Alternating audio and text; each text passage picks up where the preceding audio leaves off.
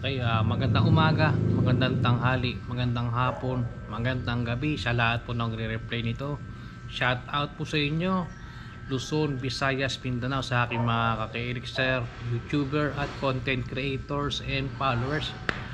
Okay, kung hindi ka pa po nakasubscribe, pakiclick naman po subscribe button at ang notification bell, and leave comment below kung may suggestion ka, may katanungan ka, sasagutin ko po yan sa abot ng aking makakaya.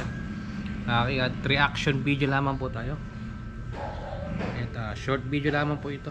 Pag-usapan na natin yung problema ni Sir Teka.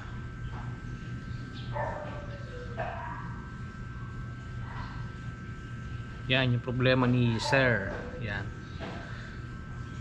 Ang problema ni Sir, tumatapon po oil ko 10W40 sa airbox kapag lagi naka-high RPM ang takbo.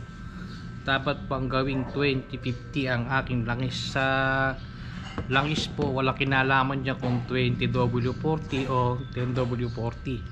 Bakit tumatapon sa breather mo? Isang possible cause po dyan, yung makina mo po ay blow by o worn out piston ring, worn out cylinder wall. Ano yung worn out? Yung may gas, maluwag na yung ring gap, tapos palitin din yung valve seal. Kaya yung compression sumisingaw po sa ilalim. So yung extra pressure na yun, yung pumututulak sa langis para umakyat sa breather. Meron pa po isa, yung mga nagbubukas sa makina top overhaul, mahilig maglagay ng maraming pandikit.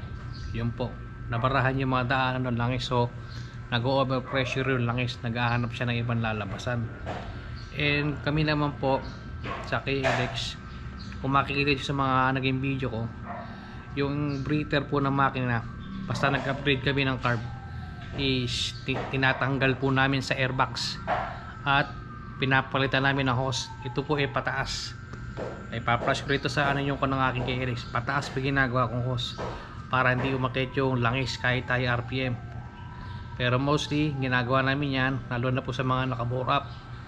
Pero sa stock bore, pag malakas sumukan ng langis yung breather, may problema po yung makina. Yun nga po yung blow by number 1. Tapos yung iba naman yung nabarahan, yung ibang daanan ng langis, nabarahan ng pandikit. Yung mga mahilig maglagay ng silicone, doon po nagkakaroon ng problema yun.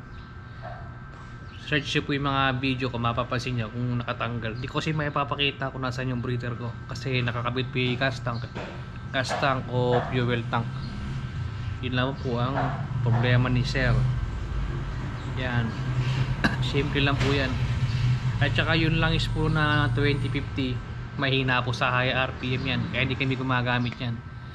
Kaya mas malabno na langis, mas maganda. Kaya yun lamang po mga KLXer. Sa 2050 naranasan namin masiraan ng makina sa high RPM. Naubos yung cam tsaka rocker arm, hindi niya kinaya sa taas ang RPM. Pang low RPM lang po siya, o maganda na siya sa mga pan tricycle, ganyan, mga pamasada. Pero pag mga high RPM ng makina, hindi po obra. Kaya stick lang kami sa number 40, yung last number, kung 5W40, 10W o 20W, basta mahalaga yung 40. O paano, hanggang dito na lang po ating video, at maraming salamat po.